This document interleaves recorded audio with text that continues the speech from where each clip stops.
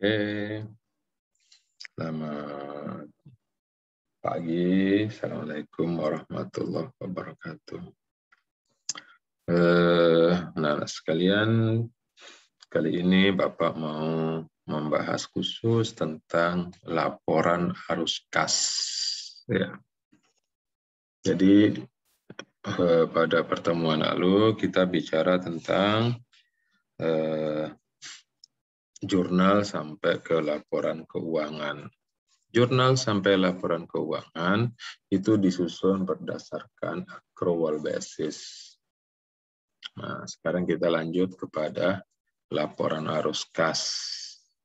Untuk memudahkan pembahasan, kita sekarang lihat di kasus 23B untuk lanjutannya. Nah, sekarang perhatikan. Ini adalah apa yang sudah kita kerjakan dari jurnal sampai ke laporan keuangan. Jadi ini kita sudah posting jurnal, Penny Hapsari, seterusnya sampai Prevokas, kemudian masuk di buku besar. Ini kita lihat, Bapak kasih kecil sedikit ya. Ini buku besar, tidak dijumlah masing-masing buku besarnya. Kemudian masuk sini neraca saldo. Ya, neraca saldo kita cek dulu. Kas I14. I14, oh ini penjumlahan di jumlah tawa. 10.100.000. Ini sekedar mengecek, kemudian dan seterusnya. Setelah neraca saldo ada laporan rugi laba. Kalian lihat labanya mencatat sebesar 4.730.000. Kemudian laporan perubahan ekuitas. Nah, ini laporan perubahan ekuitas baru neraca akhir. Nah, perhatikan. Laporan arus kas itu adalah menjelaskan tentang berapa kas yang masuk dan keluar. Nah, mari kita lihat sekarang. Nah, secara umum, laporan kas itu dibagi menjadi 3, yaitu kas operasi, yaitu semua kas yang diterima dari kegiatan operasi. Kegiatan operasi itu maksudnya penghasilan utama dari perusahaan dan biaya yang keluar. Ya. Jadi kalau misalnya perusahaan dagang, maka operasi perusahaan dagang itu adalah penjualan barang, biaya-biaya gaji, dan sebagainya. Di sini Bapak tuliskan penjualan tunai dan bayar berbagai biaya. Yang kedua, aliran kas yang berasal dari aktivitas investasi. Ya. Ini adalah semua kas yang masuk dan keluar yang berasal dari jual dan beli aset. Jual dan beli aset maksudnya adalah aset jangka panjang. Ya, misalnya kendaraan, komputer, itu terhitung aset karena lebih dari 1 tahun. Tapi perlengkapan itu bukan aset. Ya. Perlengkapan itu barang habis pakai, dia termasuk ke dalam aktivitas operasi. Sedangkan yang masuk aktivitas investasi itu barang-barang besar. Contohnya kendaraan, jual dan beli. Kalau ada penjualan kendaraan berarti ada uang masuk, tunai ya. Tapi kalau ada beli kendaraan berarti ada uang keluar yang berasal dari aktivitas investasi. Yang berikutnya adalah aktivitas pendanaan, yaitu semua aktivitas yang berasal dari pemilik. Nah, biasanya aktivitas pendanaan itu berasal dari pemilik, itu setoran modal, kemudian penarikan modal dalam bentuk privé. Termasuk di dalam aktivitas pendanaan adalah pinjaman jangka panjang bank. Pinjaman bank itu termasuk aktivitas pendanaan. Uang yang keluar dan masuk yang tidak berasal dari operasi dan tidak juga berasal dari investasi. Jadi dari pinjaman bank, dari setoran pemilik, atau pengambilan privé. Oke. Mari kita lihat untuk transaksi 23A. Di dalam buku itu ada pada halaman 101. Cek kembali buku kalian satu-satu. Dan mari kita sama-sama melihat. Ya. Yang pertama adalah, bukan 23B, 23A. Halaman 97. Ini berarti Bapak salah. Ini kita koreksi halaman 97. Oke. Perhatikan sekarang. 1, setoran modal. Itu termasuk kas masuk pendanaan. 2, membayar sewa. Itu berarti kas keluar operasi. 3, beli peralatan secara kredit.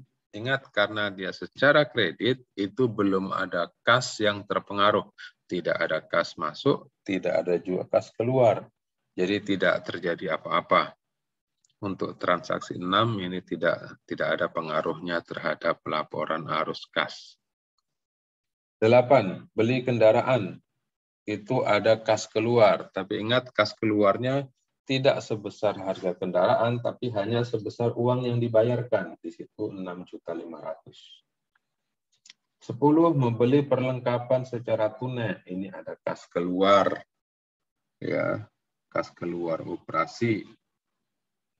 Kemudian menerima pekerjaan, itu berarti kas masuk operasi. Membayar premi asuransi berarti biaya asuransi. Itu kas keluar operasi. Ya. 23 dan 24 di sini mencatat pekerjaan yang telah diselesaikan. Kalau di dalam jurnal dia dicatat pendapatan, tapi dalam arus kas, karena tidak ada kas yang masuk, jadi tidak dicatat sama sekali. 24 juga tidak dicatat karena di situ baru ditagih, tapi belum dibayar. 29 dan 29 membayar biaya utilitas dan beban lain-lain, beban-beban lain itu kas keluar operasi. Kemudian menerima pelunasan, berarti ada uang masuk, maka dia kas masuk operasi. Beban gaji, kas keluar operasi. Bayar utang untuk beli peralatan, jadi kalian perhatikan, pada transaksi beli peralatan tanggal 6, tadi itu kredit, jadi belum ada pengaruhnya. Tapi ketika dibayar, maka uang keluar itu dicatat sebagai kas keluar investasi.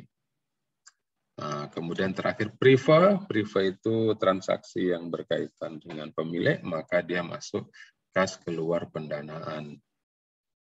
Ini klasifikasi dari masing-masing transaksi yang ada pada soal 23A. Sekarang kalian perhatikan laporan yang dibuat. Jadi ada 3 komponen, yaitu komponen kas operasi dihitung berapa totalnya, nanti akan ketahuan netnya berapa. Kas yang berasal dari investasi, berapa kas masuk, berapa kas keluar, nanti akan ketahuan netnya berapa di sini. Dan kas yang berasal dari pendanaan, ketahuan berapa kas masuk, berapa kas keluar, baru nanti netnya kas pendanaan di sini, baru masuk di kas akhir. Ingat, dalam laporan arus kas, nilai atau jumlah kas akhir harus sama dengan kas yang ada di dalam pembukuan. Yang di dalam kasus 23A, kas akhirnya ini adalah 10.100.000. 160. Mari kita lihat. Yang pertama adalah setoran modal, berarti kas pendanaan. Kas pendanaan, di sini ada setoran modal. Nah, kas pendanaan, setoran modal 27.750 ya, kas masuk dari pendanaan. Yang kedua membayar sewa, berarti kas keluar operasi pada tanggal 1 bulan apa ini? 1 November. Kas keluar operasi di sini tempatnya. Oke, bayar sewa. Oke. Kemudian yang kedua, ini beli peralatan secara kredit tidak ada dilakukan apapun karena tidak ada kas masuk maupun kas keluar. Yang tanggal 8 beli kendaraan, kas keluar investasi. Kita lihat kas keluar investasi, beli kendaraan. Oke, berapa nilainya beli kendaraan? 6.500.000. Yang ketiga, berapa ini? Beli perlengkapan, berarti kas keluar operasi tanggal 10. Kas keluar operasi, beli perlengkapan sebesar 1.860.000. Kemudian menerima kas masuk operasi. Ini tanggal berapa tadi? Tanggal 12. Pendapatan jasa 15 Oktober. Tanggal 12 di sini 7.500.000, ini bukan 15 Oktober tapi tanggal 12 November. Oke. Berikutnya bayar premi asuransi. Ya. Berarti ada beban asuransi kas keluar operasi, bayar premi asuransi 2.400.000. Berikutnya membayar beban tanggal 29 ini 2 kali. Beban-beban. Oke. Kemudian menerima pelunasan, ingat ini pelunasan tanggal 30 itu adalah piutang pelanggan, berarti dari pendapatan operasi, kas masuk operasi. Ini. Oke, kemudian bayar gaji pegawai itu berarti beban dari kas keluar aktivitas operasi. Oke. Kemudian bayar utang untuk peralatan. Ingat, utang untuk peralatan berarti kas keluar investasi. Nah. Oke.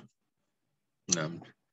Oke, dan yang terakhir adalah prive. Berarti kas keluar dari aktivitas pendanaan. Oke. Dah, terposting semua. Ya.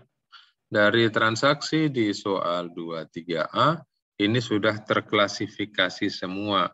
Dari kas masuk operasi ada 2, ini totalnya nanti 15.500.000. Kemudian dari kas keluarnya ini ada 6 poin. Kas investasi, kas masuk tidak ada, berarti tidak ada peralatan yang dijual, tapi ada peralatan yang dibeli, yaitu bayar kendaraan dan peralatan. Ya. Ini peralatan tadi, tanggal 30 November, salah ini. Oke. Nah, kemudian setoran ini 1 November. Oke. Nah, kalian lihat setelah poin kita tahu berapa net.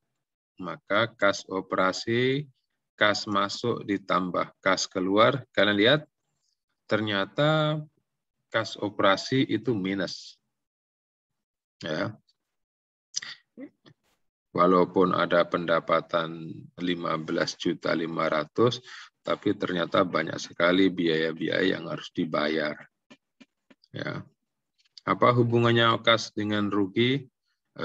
Dalam jangka panjang nanti akan sama, dalam jangka panjang tidak berhubungan. Ini yang Bapak bilang, perusahaan laba bisa jadi uangnya sedikit. Ini laba, nanti kalian perhatikan di laporan rugi laba, dia mencatat laba sebesar ini apa 4.730.000, tapi laporan arus kasnya ada kas negatif 2.870.000 tersedot uang tunainya. Kemudian dari aktivitas investasi itu ternyata minus 12.720.000. Dari aktivitas pendanaan dia plus 25.570.000. Jadi modalnya sebesar 27.750.000 itu ternyata banyak tersedot untuk investasi 12.720.000, untuk kegiatan operasional minus tidak menghasilkan uang tunai. Minusnya 2.870.000. Kas akhir kalau dijumlah tiga-tiganya maka dia akan berjumlah 10.160.000. Ya. Jadi sekali lagi tadi sebagaimana yang Bapak sampaikan di awal, laporan arus kas itu bagian akhirnya, kas akhir itu harus sama dengan jumlah kas yang ada di pembukuan. Yaitu ini Bapak kasih warna kuning 10.160.000, 10.160.000. Ini adalah tahapan-tahapan dalam menyusun laporan arus kas. Ya. Sampai di sini, silahkan kalau ada yang mau bertanya. Selamat pagi, Assalamualaikum warahmatullahi wabarakatuh.